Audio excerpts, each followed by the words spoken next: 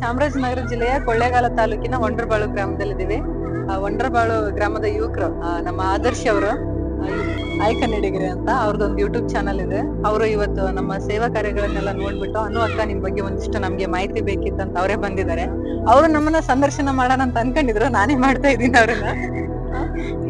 ಅದಾದ ನಂತರ ಕೇಳಪ್ಪ, ನೀವ ಕ್ವಶನ್ ಕೇಳಿ. ಗುರು, ಎಲ್ಲರಿಗೂ ನಮಸ್ಕಾರ. ನಮ್ಮ ಕನ್ನಡ ಶಾಲೆಯನ್ನು ಉಳಿಸ್ತಿರುವಂತಹ, ಕನ್ನಡ ಶಾಲೆಯನ್ನು ಬೆಳೆಸ್ತಿರುವಂತಹ ಕೆಚ್ಚೆದೆಯ ಕನ್ನಡತಿ ಅನು ಅಕ್ಕ ಅವರಿಗೆ ಸ್ವಾಗತ. ಚೆನ್ನಾಗಿದ್ದೀರಾ ಅಕ್ಕ? ನಾನು ಆರಾಮ್. ಅಕ್ಕ, ನೀವು ಈ ಒಂದು ಶಾಲೆಗೆ ನಮ್ಮ ಊರಿನಲ್ಲಿ ಅಂದ್ರೆ ಒಂಡರಬಾಳು ಗ್ರಾಮದಲ್ಲಿ ನಾವು ಇದೇ ಗೌರ್ಮೆಂಟ್ ಸ್ಕೂಲಲ್ಲಿ ನಾವು ಓದಿರೋದು. ಸೊ ನಮ್ಮ ಶಾಲೆಗೆ ನೀವು ಬಂದಿರೋದು ನಮ್ಗೆ ತುಂಬಾನೇ ಖುಷಿ ಆಗ್ತಿದೆ. ಇಲ್ಲಿಗೆ ಬರ್ಲಿಕ್ಕೂ ಮುನ್ನ ನೀವು ಯಾವ ಶಾಲೆಯಲ್ಲಿ ಮಾಡ್ತಾ ಇದೀರಿ ಅಕ್ಕ? ಇದು ಪಾಯಿಂಟ್. ಇದಕ್ಕೂ ಮುನ್ನ ನಾವು ಚಿತ್ರದುರ್ಗದ ಹತ್ರ ಹಿರಿಯೂರ ಹತ್ರ ಚಿತ್ರದುರ್ಗ ಹತ್ರ. ಇವಾಗ ಅಕ್ಕ ಸುಮಾರು ಎಷ್ಟು ಶಾಲೆಗಳನ್ನ ನೀವು ಪಾಯಿಂಟ್ ಅನ್ನ ಹೊಡೆದಿದ್ದೀರಾ? ಸತತ 6 ವರ್ಷದಿಂದ ನಾವೀಗ ಇದು ಒಂಡ್ರಬಾಳು ಶಾಲೆ ನಮ್ಗೆ 147ನೇ ಶಾಲೆ. 147 ಶಾಲೆಗಳನ್ನ ನೀವು ಪೂರೈಸಿಕೊಟ್ಟಿದ್ದೀರಾ. ಇಲ್ಲಿಗೆ 147ನೇ ಶಾಲೆ. 147ನೇ ಶಾಲೆ. ನೀವು ಒಂದೊಂದ್ ಕಡೆ ಹೋಗ್ತಾ ಇರ್ತೀರಾ, ಒಂದೊಂದು ಊರುಗಳಿಗೆ ಹೋಗ್ತಾ ಇರ್ತೀರಲ್ಲ, ಅಲ್ಲಿ ನಿಮ್ಮನ್ನ ಯಾವ ರೀತಿ ಸ್ವಾಗತವನ್ನ ಮಾಡ್ತಾರೆ? ನಮ್ಮ ಕರ್ನಾಟಕ ಎಲ್ಲ ವ್ಯವಸಾಯ ಎಲ್ಲ ಹಳ್ಳಿಗಳಿಗೆ ನಾವು ಹೋಗೋದು, ಎಲ್ಲ ತುಂಬಾ ಚೆನ್ನಾಗಿ ಸ್ಪಂದನೆ ಕೊಡ್ತಾರೆ. ತುಂಬಾ ಕಡೆ ಒಳ್ಳೆ ಸಹಕಾರ ಸಿಕ್ಕಿದೆ ನಮ್ಮ ಕೆಲಸ. ಇತ್ತೀಚಿನ ದಿನದಲ್ಲಿ ನಮ್ಮ ಹಿರಿಯರು ಈ ಒಂದು ಶಾಲೆಯಲ್ಲಿ ಓದಿರೋದು, ಅವರು 1980 ಇಸ್ವಿ ಹಿಂದೆಗಡೆ ಈ ಒಂದು ಕನ್ನಡ ಶಾಲೆಯಲ್ಲಿ 150ಕ್ಕೂ ಹೆಚ್ಚು ಜನ ಮಕ್ಕಳು ಈ ಒಂದು ಕರ್ನಾಟಕ ಶಾಲೆಯಲ್ಲಿ ಇದು ಕಲಿತಾ ಇದ್ರು. ಆದ್ರೆ ಇವತ್ತಿನ ದಿನದಲ್ಲಿ ಒಂದು 50 ಜನಗಳು ಅಷ್ಟೇ ಒಂದು ಪಾಪ್ಯುಲೇಷನ್ ಇದೆ. ಇದ್ರ ಬಗ್ಗೆ ನೀವು ಏನ್ ಹೇಳ್ತೀರಾ? ಅಂದ್ರೆ ಇತ್ತೀಚಿನ ದಿನಗಳಲ್ಲಿ ಎಷ್ಟು ಅಭಿವೃದ್ಧಿ ಆಗ್ತಾ ಇದೆ, ಅಷ್ಟು ಕನ್ನಡ ಶಾಲೆಗಳಿಗೆ ಮಕ್ಕಳು ಕಡಿಮೆ ಆಗ್ತಿದ್ದಾರೆ. ನಾಡು ನುಡಿ ಉಳಿವಿನ ವಿಚಾರದಲ್ಲಿ ಕನ್ನಡ ಶಾಲೆಗಳು ಪ್ರಮುಖ ಪಾತ್ರವನ್ನು ವಹಿಸುತ್ತವೆ. ಇತ್ತೀಚಿನ ದಿನಗಳಲ್ಲಿ ಹೇಗೆ ಅಭಿವೃದ್ಧಿ ಆಗ್ತಾ ಇದಾರೆ ಜನಗಳು, ಅವ್ರ ಹತ್ರ ಎಷ್ಟು ಜಾಸ್ತಿ ಹಣ ಬರ್ತಾ ಇದೆ, ಅಷ್ಟೇ ಕನ್ನಡ ಶಾಲೆಗಳ ಮೇಲೆ ಹಾಗೂ ಮಾತೃಭಾಷೆಯ ಮೇಲೆ ಒಲವು ಕಡಿಮೆ ಆಗ್ತಾ ಇದೆ. ಅದಲ್ಲದೆ ಜೊತೆಲಿ ಇದು ಕೇವಲ ಪೋಷಕರು ತಪ್ಪು ಅಂತ ಹೇಳಿಕ್ಕಿಲ್ಲ. ಯಾಕಂದ್ರೆ ಸರ್ಕಾರದಲ್ಲಿ ಒಂದಿಷ್ಟು ಯೋಜನೆಗಳು ಬದಲಾವಣೆ ಆಗ್ಬೇಕು. ಎಷ್ಟೋ ಕನ್ನಡ ಶಾಲೆಗಳಲ್ಲಿ ಶಿಕ್ಷಕರಿಲ್ಲ, ಶಿಕ್ಷಕರ ಕೊರತೆ, ಮತ್ತೆ ಕಟ್ಟಡಗಳೆಲ್ಲ ಹಾಳಾಗಿರ್ತವೆ. ಗುಣಮಟ್ಟದ ಶಿಕ್ಷಣ, ಪೌಷ್ಟಿಕ ಆಹಾರ ಇಂಥವೆಲ್ಲ ಕುಂದುಕೊರತೆಗಳಿರೋದ್ರಿಂದ ತುಂಬಾ ಜನ ಪ್ರೈವೇಟ್ ಶಾಲೆಗಳಿಗೆಲ್ಲ ಕಳಿಸ್ತಾ ಇದ್ದಾರೆ.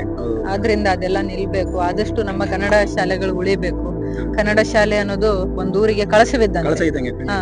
ಅದೇನಾದ್ರೂ ಮುಚ್ಚಿಬಿಟ್ಟಿತ್ತು ಅಂತಂದ್ರೆ ನೀವು ಮತ್ತೆ ನಿಮ್ ದಾಖಲಾತಿಗಾಗಿ ಪಕ್ಕದ ಊರಿಗೆ ಹೋಗ್ಬೇಕಾಗತ್ತೆ. ಆದ್ರಿಂದ ಆದಷ್ಟು ಕನ್ನಡ ಶಾಲೆಗಳು.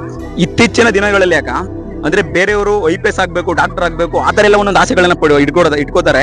ಆದ್ರೆ ನೀವು ಈ ಕನ್ನಡವನ್ನ ಉಳಿಸುವಂತ ಕೆಲಸ ಮಾಡ್ತಿದ್ದಲ್ಲ, ಇದರಿಂದ ಏನಾದ್ರು ಬೇರೆ ಏನಾದ್ರು ಇದೆಯಾ? ಯಾವುದೇ ಇದ್ರ ಉದ್ದೇಶಗಳಿಲ್ಲ. ಯಾರು ಹೇಗೋ ಗೊತ್ತಿಲ್ಲ. ನಮ್ಗೆ ಈ ಒಂದ್ ಮನೋಭಾವ ಯಾಕೆ ಬಂತಂದ್ರೆ, ನಾವಿರುವಂತ ಪರಿಸರದಲ್ಲಿ ತುಂಬಾ ಕನ್ನಡ ಶಾಲೆಗಳು ಮುಚ್ಚೋಗ್ತಾ ಇದ್ವು. ಅದಾದ ನಂತರ ಬಾಲ್ಯ ವಿವಾಹಗಳು ಹೆಚ್ಚಾಗ್ತಾ ಇದ್ವು. ಜನರಲ್ಲಿ ಅನಕ್ಷರತೆ, ಶಿಕ್ಷಣದಿಂದ ವಂಚಿತರಾದ ಜನ ತುಂಬಾ ಕಷ್ಟದಲ್ಲಿದ್ರು. ನಿರುದ್ಯೋಗ, ಬಡತನ ಇದನ್ನೆಲ್ಲ ಮನಗಂಡ ನಾನು ಈ ತರ ಏನಾದ್ರೂ ಒಂದ್ ಸೇವೆ ಸಲ್ಸೋಣ ಸಮಾಜಕ್ಕೆ ಅಂದ್ಬಿಟ್ಟು ಕನ್ನಡ ಶಾಲೆಗಳನ್ನ ನಾವಿವತ್ತು ಕನ್ನಡ ಶಾಲೆ ಅಭಿಯಾನವನ್ನ ಮಾಡ್ತಾ ಇದ್ದೀವಿ. ನಮ್ಮ ಅಭಿಯಾನಕ್ಕೆ, ಈ ಒಂದು ಶಾಲೆಯ ಅಭಿಯಾನಕ್ಕೆ ಮುಖ್ಯ ಕಾರಣಕರ್ತರು ಈ ಶಾಲೆಯನ್ನ ಪ್ರಮುಖವಾಗಿ ಅಧಿಕೃತವಾಗಿ ದತ್ತು ತೆಗೆದುಕೊಂಡವರು ಗಣೇಶರಾವ್, ಶ್ರೀಯುತ ಗಣೇಶರಾವ್ ಕೆ ಸರ್ಕಾರ್ ಅವರು. ಅವರ ಒಂದು ನೇತೃತ್ವದಲ್ಲಿ ಈ ಒಂದು ಕಾರ್ಯವನ್ನ ಮಾಡ್ತಾ ಇದ್ದೀವಿ. ಕನ್ನಡ ಶಾಲೆಗಳ ಮೇಲೆ ಇರುವಂತ ಅವರ ಪ್ರೀತಿ ಹಾಗೂ ಅನುಕಂಪಕ್ಕೆ ನಾನು ಧನ್ಯವಾದವನ್ನ ಹೇಳಕ್ಕೆ ಇಷ್ಟಪಡ್ತೀನಿ. ಈ ಊರ್ ಶಾಲೆಯನ್ನ ಅವರೇ ದತ್ತು ಪಡ್ಕೊಂಡು, ನಿಮ್ಮೂರವರವರು ಈ ಶಾಲೆಗೆ ಬೇಕಾಗಿರುವಂತ ಸಂಪೂರ್ಣ ವೆಚ್ಚವನ್ನ ಅವರೇ ಭರಿಸಿದ್ದಾರೆ. ಅವರ ಮೇಲಿನ ಒಂದು ಗೌರವ ಹಾಗೂ ಅಭಿಮಾನಕ್ಕೆ ಈ ಒಂದು ಶಾಲೆಯನ್ನ ಪೇಂಟ್ ಮಾಡ್ತಾ ಇದೀವಿ. ರಾಜ್ಯದ ಹಲವಡಿ ಎಲ್ಲಾ ಕಡೆನೂ ಮಾಡ್ತಾ ಇದೀವಿ. ಈ ಶಾಲೆಗೆ ನಾವು ಪ್ರಮುಖವಾಗಿ ಬರಕ್ ಕಾರಣ ಗಣೇಶರಾವ್ ಅವ್ರ ಕಾರಣ ಆಗ್ತಾರೆ. ನಾವು ಚಾಮರಾಜನಗರ ಜಿಲ್ಲೆಗೆ ಹೋದ್ ಸಾರಿ ಬಂದಿದ್ವಿ, ಸುಮಾರು 1 ವರ್ಷದಿಂದ.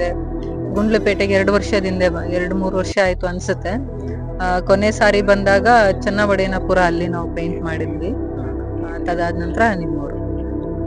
ಇವತ್ತಿನ ದಿನದಲ್ಲಿ ನಾವು ನಿಮ್ಗೆ ಏನನ್ನು ಕೊಡ್ಲಿಕ್ಕೆ ಆಗ್ತಾ ಇಲ್ಲ, ಆದ್ರೆ ಈ ಕರ್ನಾಟಕ ಮಾತೆಯನ್ನು ನಿಮ್ಮ ಮಡಿಲಿಗೆ ಆಗ್ತಾ ಇದೀವಿ. ಈ ಒಂದು ಕನ್ನಡ ಬಾವುಟವನ್ನ ಈ ರಾಜ್ಯದ ಎಲ್ಲೆಡೆ ಎಲ್ಲ ಕಡೆನೂ ಸಹ ಈ ಒಂದು ಕನ್ನಡ ಬಾವುಟವನ್ನ ಆರಿಸಿ ಅಂತ ಕೇಳ್ಕೊತಾ ಇದ್ದೀನಿ. ಕನ್ನಡ ಸೇವೆ ಅನ್ನೋದು ನವೆಂಬರ್ 1 ಮಾತ್ರ ಮಾಡುವಂತ ಸೇವೆ ಅಲ್ಲ. ಕನ್ನಡ ಕಾರ್ಯಗಳು ನಿತ್ಯ ನಿರಂತರವಾಗಿ ಸಾಗ್ಬೇಕು. ನಾವು ನಿತ್ಯೋತ್ಸವ ಅಭಿಯಾನವನ್ನ ಪ್ರತಿದಿನ ಮಾಡ್ಬೇಕು. ನಾಡು ನುಡಿ ಉಳಿಬೇಕಂದರೆ ಕನ್ನಡ ಶಾಲೆಗಳು ಖಂಡಿತ ಉಳಿಲೇಬೇಕು. ಅದಲ್ಲದೆ ಪ್ರತಿಯೊಬ್ಬ ಬಡವನ ಶಿಕ್ಷಣದ ಜೀವನ ಆರಂಭವಾಗುವುದೇ ಕನ್ನಡ ಶಾಲೆಯಿಂದ. ಕನ್ನಡ ಶಾಲೆಗಳು ಉಳಿದ್ರೆ ಬಡ ಭಕ್ತರಿಗೆಲ್ಲ ಶಿಕ್ಷಣ ಸಿಗುತ್ತೆ ಅಂತ ಹೇಳಕ್ ಇಷ್ಟಪಡ್ತೀನಿ. ಖಂಡಿತ ಥ್ಯಾಂಕ್ ಯು. ಆದಷ್ಟು ಒಳ್ಳೇದಾಗ್ಲಿ ನಿಮ್ ಟೀಮ್ಗೆಲ್ಲ, ಒಳ್ಳೇದಾಗ್ಲಿ. ಒಳ್ಳೆ ಯುವಕರು. ಈ ಒಂದು ಸೇವೆಯನ್ನ ನಾನು ಒಬ್ಳೆ ಮಾಡ್ತಾ ಇಲ್ಲ, ನನ್ನ ತಂಡ ಮಾಡ್ತಾ ಇದೆ. ಜೊತೆಯಲ್ಲಿ ಅದೆಷ್ಟೋ ಕರ್ನಾಟಕದಲ್ಲಿ ತುಂಬಾ ಜನ ಕನ್ನಡ ಸೇವೆಗಾಗಿ ದುಡಿತಾ ಇದ್ದಾರೆ, ಕನ್ನಡಕ್ಕಾಗಿ ಮಡಿದವ್ರು ಕೂಡ ಇದ್ದಾರೆ. ಮತ್ತೆ ತುಂಬಾ ಜನ ಸಮಾಜಕ್ಕಾಗಿ ಶ್ರಮಿಸ್ತಾ ಇದ್ದಾರೆ. ನಮ್ಗಿಂತನೂ ತುಂಬಾ ಕಠಿಣವಾದ ಶ್ರಮವನ್ನ ಪಟ್ಟು ಕೆಲಸ ಮಾಡಂತ ವ್ಯಕ್ತಿಗಳಿದ್ದಾರೆ. ಅಂತವ್ರನ್ನ ನೀವು ಎಲೆಮರಿಕಾಯಿ ಅಂತ ಇರ್ತಾರಪ್ಪ, ಅಂತವ್ರನ್ನ ನೀವು ಗುರುತಿಸ್ಬೇಕು. ನಿಮ್ಮೂರಲ್ಲಿರುವಂತ ಹಿರಿಯರನ್ನ ಇರ್ಬೋದು, ಕನ್ನಡಕ್ಕಾಗಿ ಕೇವಲ ಈಗ ಸೋಷಿಯಲ್ ಮೀಡಿಯಾ ಇರೋದ್ರಿಂದ ಯಾವ್ದೋ ಒಂದ್ ಇದ್ರಲ್ಲಿ ನಾವು ತುಂಬಾ ಜನಗಳಿಗೆ ಗೊತ್ತಾಗ್ತಿದೀವಿ. ನಂತರ ಅದೆಷ್ಟೋ ಕೆಲ್ಸಗಳನ್ನ ಮಾಡ್ತಾ ಇದಾರೆ. ಅಂತವ್ರನ್ನ ಹುಡ್ಕಂತ ಪ್ರಯತ್ನ ಮಾಡಿ. ಅದೇ ನಿಮ್ಮ ಆದ್ರೆ ಇದು ಒಂದು ಊರಿಗೆ ಹೋದಾಗ ನೀವು ಹೋಗ್ತಿರಲ್ಲ, ಅಲ್ಲಿ ನಿಮ್ಗೆ ಯಾವುದೇ ಒಂದು ಮನೋಭಾವ ಅಂದ್ರೆ ನಾಚಿಕೆ ಹಾಕೋತಾರ ಆತರ ಎಲ್ಲ ಏನು ಬಿಡದೆ ನೀವು ಈ ತರ ಎಲ್ಲ ಒಂದು ಕಾರ್ಯಗಳನ್ನ ನೆರವೇರಿಸ್ಕೊಡ್ತಿರಲ್ಲ. ಈ ತರ ಬೇರೆಯವರು ಯಾಕೆ ಈ ತರ ಒಂದು ಕೆಲಸಗಳನ್ನ ಮಾಡಲ್ಲ? ಅಂದ್ರೆ ಇತ್ತೀಚಿನ ದಿನಗಳಲ್ಲಿ ಯುವಕರಲ್ಲಿ ತುಂಬಾ ಕೀಳಿರಿಮೆ ಇದೆ. ಯಾವ್ದಾದ್ರು ನಾವು ಕೆಲಸ ಕಾರ್ಯಗಳನ್ನೆಲ್ಲ ಮಾಡ್ಬೇಕಂದಾಗೆ ಆ ಕೆಲ್ಸನ ಅದನ್ನ ಅವ್ರು ಮಾತ್ರ ಮಾಡ್ಬೇಕು, ನಾವು ಮಾಡ್ಬಾರ್ದು, ಹಾಗೆ ಈಗಂತ ತುಂಬಾ ಕೀಳಿರಿಮೆ ಇರುತ್ತೆ. ಅದೆಲ್ಲ ಹೋಗ್ಲಾಡ್ಬೇಕು ಯುವಕರಲ್ಲಿ. ನಮ್ಗಂತೂ ಯಾವ್ದೇ ಕೀಳಿರಿಮೆ ಆತರ ಎಲ್ಲ ಏನಿಲ್ಲ. ಯೂತ್ಸ್ ಎಲ್ಲ ಬರ್ಬೇಕು ಸಮಾಜ ಸೇವೆಗೆ. ಯುವಕರು ಬರ್ದೆ ಇನ್ಯಾರು ಹಿರಿಯರು ಬರ್ತಾರ? ಹಿರಿಯರೆಲ್ಲ ನಮ್ಗೆ ಮಾರ್ಗದರ್ಶನ ನೀಡಿದ್ರೆ, ಅನುಭವಗಳನ್ನ ಹಂಚಿಕೊಂಡ್ರೆ ಯುವಕರೆಲ್ಲ ನಿಂತ್ಬಿಟ್ಟು ಸಮಾಜಕ್ಕಾಗಿ ಸದೃಢ ಸಮಾಜ. ಮತ್ತೆ ನಾನು ಇವತ್ತೊಂದು ದಿನ ಒಂದು ವಿಡಿಯೋನ ನಿಮ್ಮದೊಂದು ವಿಡಿಯೋ ನೋಡಿದೆ ನಾನು. ಅಂದ್ರೆ ಯೂಟ್ಯೂಬ್ ಅಲ್ಲಿ ನಿಮಗೆ ಸಬ್ಸ್ಕ್ರೈಬ್ ಮಾಡಿ ಅನ್ನುವಂತಹ ಒಂದು ವಿಡಿಯೋಗಳನ್ನ ನೋಡಿದೆ.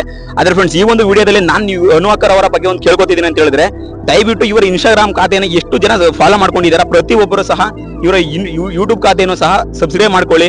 ಇವರನ್ನು ಇದೇ ತರಹದ ಒಂದು ಹೆಚ್ಚಿನ ಒಂದು ಸ್ಕೂಲ್ಗಳಿಗೆ ಹೋಗಿ ಬಣ್ಣವನ್ನು ಬಳಿಲಿಕ್ಕೆ ಅವರಿಗೆ ಅನುಕೂಲಗಳಾಗುತ್ತೆ. ನೀವು ಮಾಡುವಂತಹ ಒಂದೊಂದು ಸಬ್ಸ್ಕ್ರೈಬರ್ಗಳು ಇವರಿಗೆ ಮನ ಮುಟ್ಟುತ್ತದೆ.